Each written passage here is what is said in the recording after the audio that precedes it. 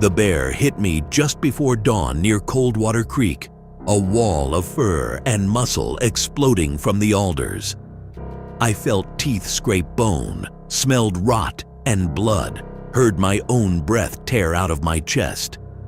I drove the axe into its shoulder again and again until it collapsed into the mud.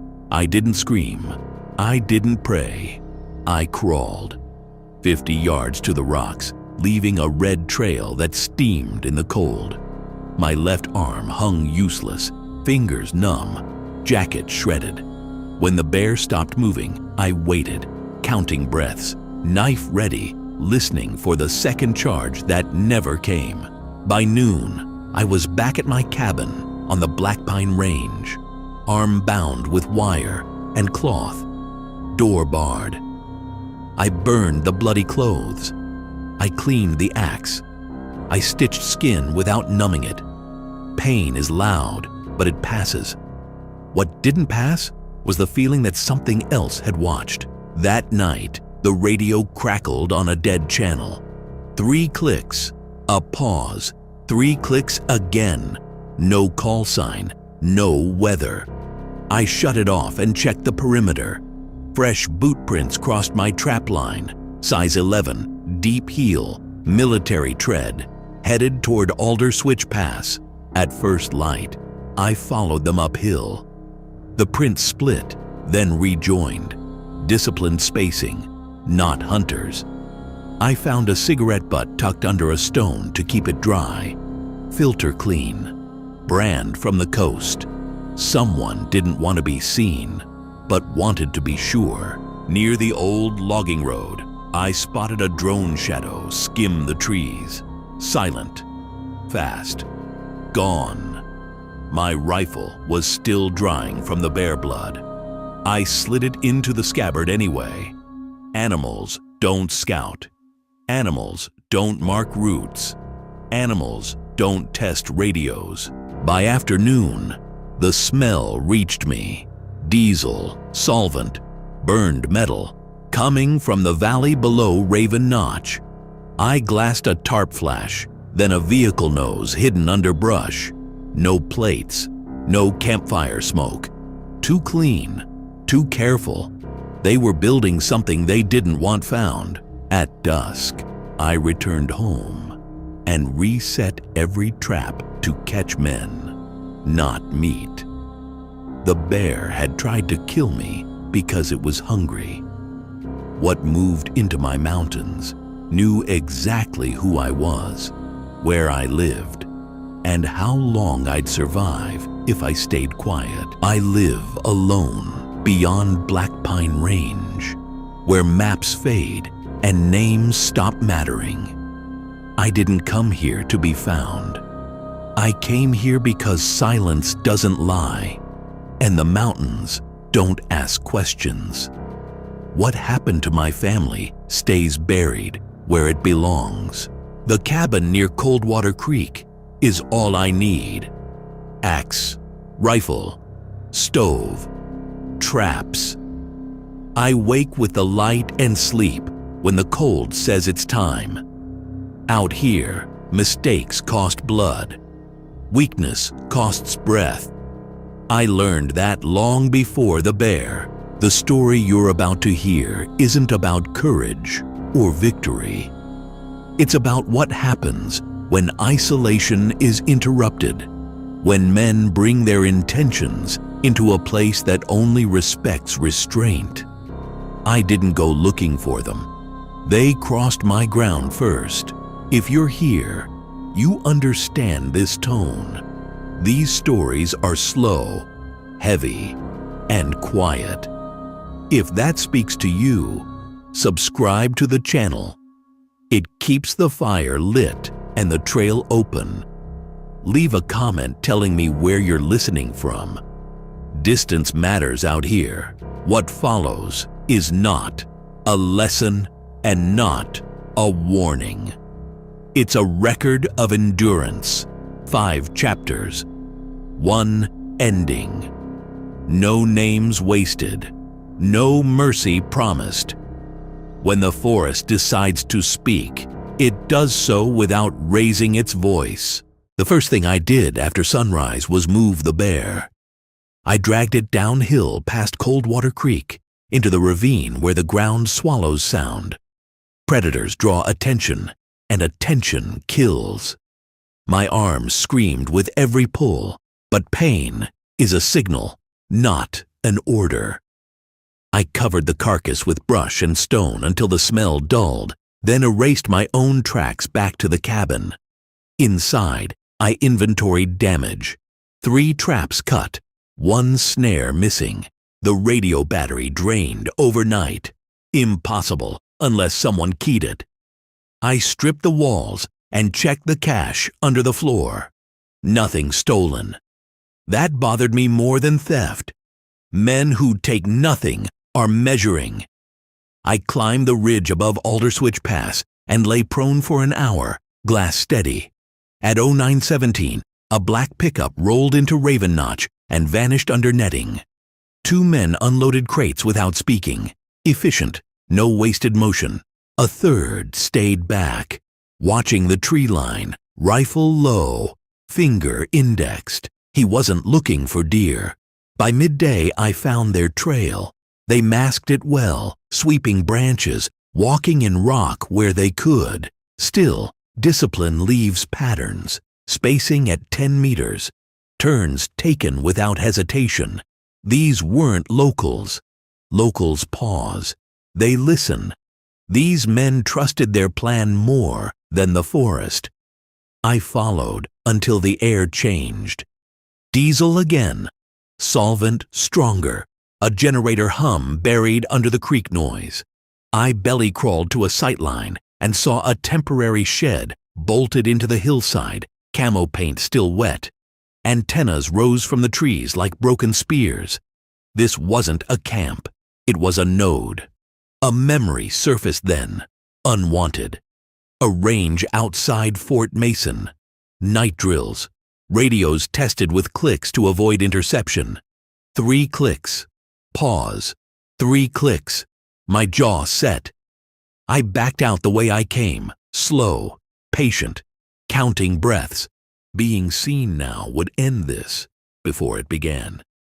At the cabin, I shifted the ground rules. Traps moved from game paths to human routes. Noisemakers hung at knee height. I cached food where only I would look and left a decoy stash easy to find. If they came close, I wanted them confident, not cautious. At dusk, a man approached my perimeter alone.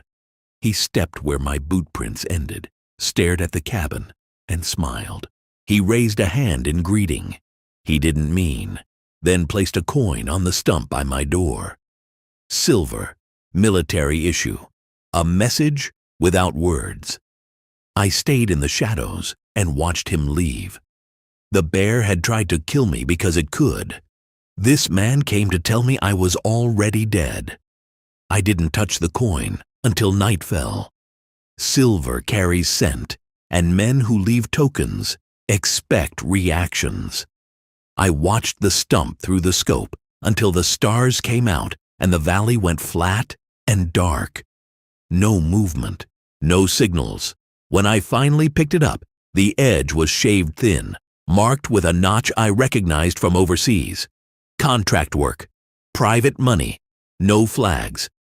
Before dawn, I ghosted downhill and circled Raven Notch wide, using the wind like cover. The shed had grown overnight. 2 more antennas. Fresh tire tracks layered carefully to hide counts. Someone was in a hurry, but didn't want to look rushed. I logged faces through glass, 4 now. 1 limped slightly. 1 chewed the same side of his mouth. Habits don't lie. At 0740, they tested the perimeter. A man walked my old trap line, deliberately loud, snapping branches, humming off-key. He wanted me to see him. I didn't. 10 minutes later, another man crossed the creek upstream, silent, probing for my reaction. I let the water take his prints. Silence is not absence. It's a choice. I pulled back and moved my cabin again without moving it. Smoke drawn through a trench and vented downwind. Lights masked. Door rehung to open outward. I laid false signs, fresh cuts, sloppy tracks, leading toward the south slope where the ground breaks and mistakes happen. If they followed, they'd bleed time. Midday brought a mistake. The limping man strayed from discipline to piss behind a spruce. He didn't see the wire until it kissed his ankle. He fell hard, bit down to keep quiet, and cut himself free fast. Good training, bad luck. I marked the blood and let him go. Pain carries messages faster than bullets. By afternoon, the drone returned, lower this time, bold. I tracked its pattern and counted seconds between turns. Amateur piloting, professional intent. I didn't shoot. A downed drone invites questions. Instead, I shifted under canopy and waited until it learned the wrong lesson, that nothing lived here worth noticing. At dusk, they sent a voice. A man stood at the edge of the trees and called my name. He used it once, softly, like we were old friends. He spoke about weather coming in, about shared ground, about how problems could be avoided. He never raised his hands. He never stopped scanning. I answered by lighting the stove and letting the smoke rise straight. Unafraid. A signal without words. The forest holds those who wait. Men who negotiate here misunderstand the rules. That night, the generator cut out below Raven Notch. 1 minute later, a single shot cracked and died in the cold. No follow-up. No shouting. Just quiet, heavy, and final. They were losing control, and control is the only thing they brought with them. The night stayed wrong. No insects, no wind in the high needles, the kind of quiet that presses on your ears. I slept in intervals, boots on, rifle across my chest, counting the gaps between my own breaths. At 02:13, a shadow crossed the frost at my window and paused long enough to listen to my silence. I didn't move when the door creaked. I had loosened the hinge pins hours earlier. A hand tested the latch. Careful, respectful. Professionals don't rush.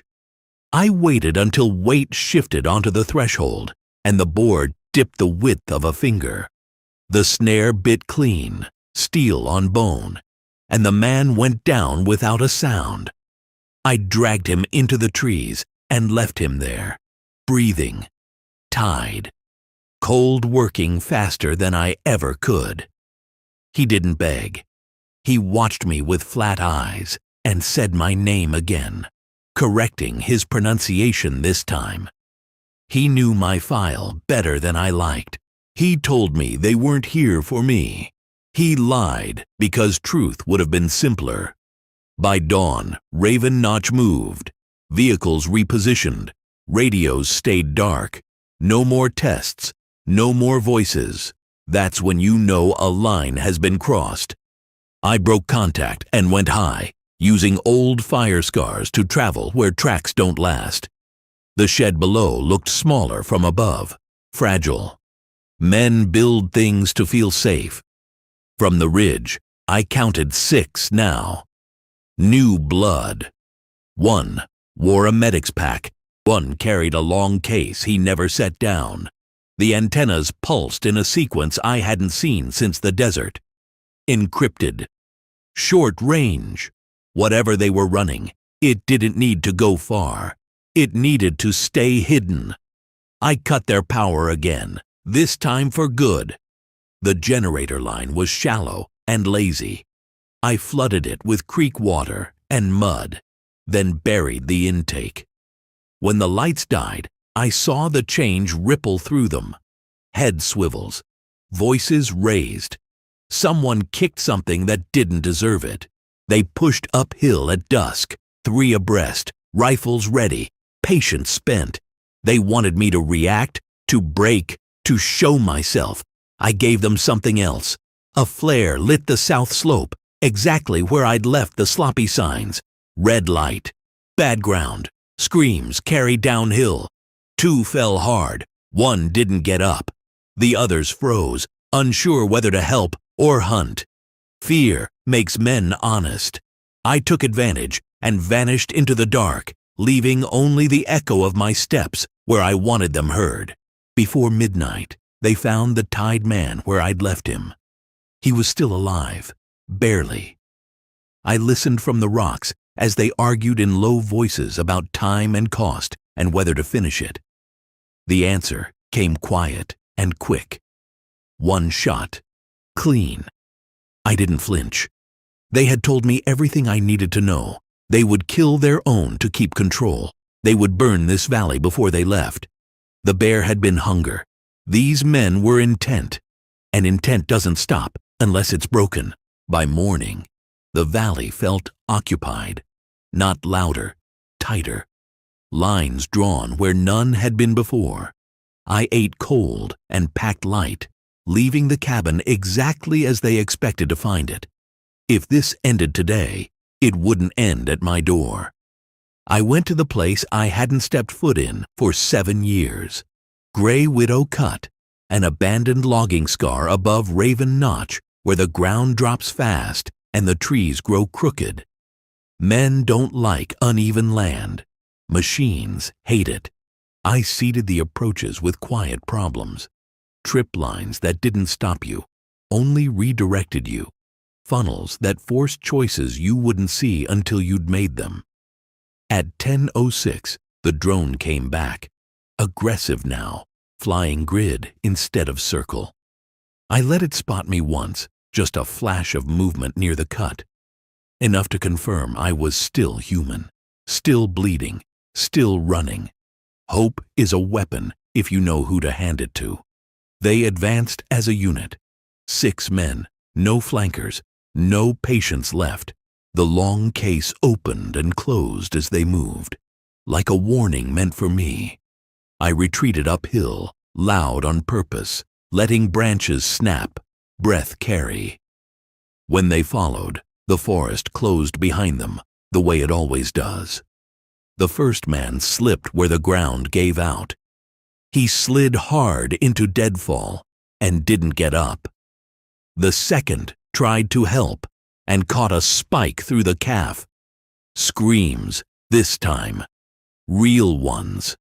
Panic broke formation. I took the medic next, rope, no knife, pulled him into the brush and left him breathing, same as before. Messages matter. They fired blindly after that. Trees took the rounds. The cut swallowed the noise. I moved between shots, counting, timing, choosing. The man with the long case finally set it up, shaking hands, betraying him. Too late. I dropped a rock the size of his head from above and felt it end. By afternoon, only 2 were moving with purpose. The leader and the one who smiled. They stayed low, used cover, said nothing. Good men, ruined by work. I let them see me again, standing still this time, blood on my sleeve, axe in hand. A bare scar across my ribs, a man you could finish. They took the bait together. That's where they failed. The leader went first, snared and pinned, furious and alive. The smiling one stopped, calculating, eyes sharp. He knew. He raised his rifle and said my name one last time, like it mattered. I didn't answer. The axe ended the calculation.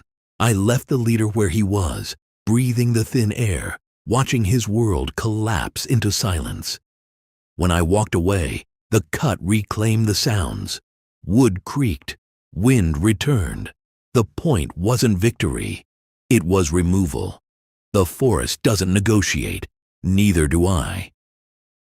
The fire started at dusk. Not a blaze, controlled, deliberate, meant to erase. They burned the shed, the vehicles, the tracks. Men who plan exits burn their maps. I watched from the ridge as smoke folded into the clouds and vanished. No sirens, no search planes. The valley swallowed it all. I waited until the heat died and the ground cooled. Ash lies, it covers mistakes. I moved through it slow, reading what remained. 2 sets of prints leaving north, lighter, faster. The smiling man was gone. So was the leader.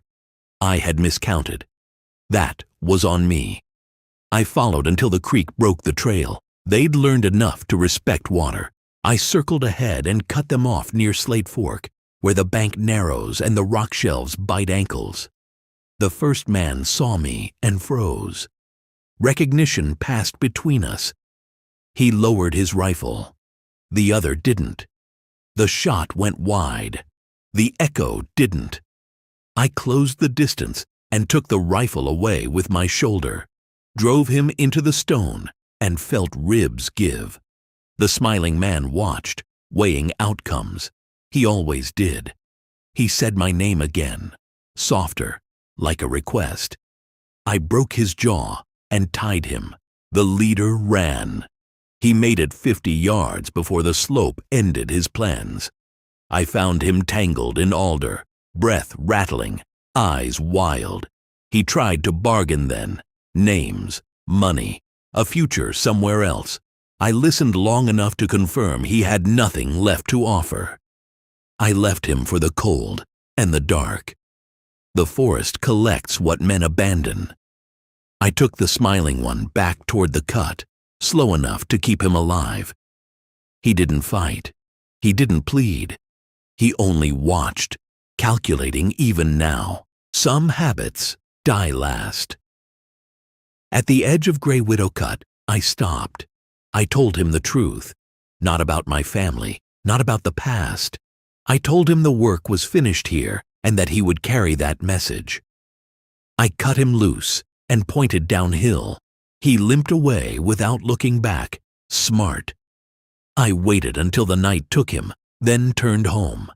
The cabin still stood. The stove still worked. The radio stayed quiet. Silence returned to its place.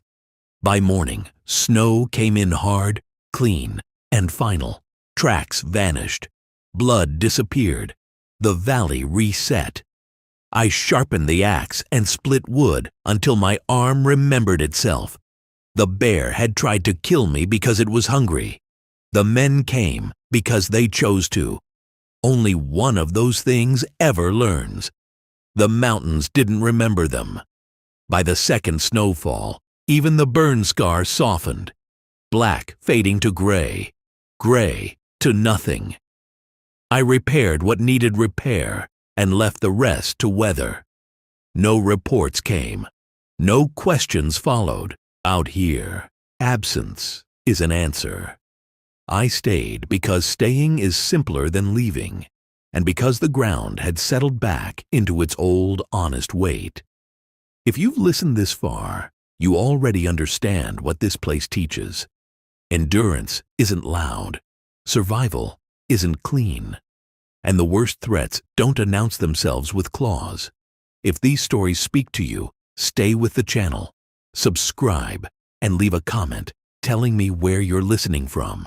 The woods are wide, and silence travels farther than you think.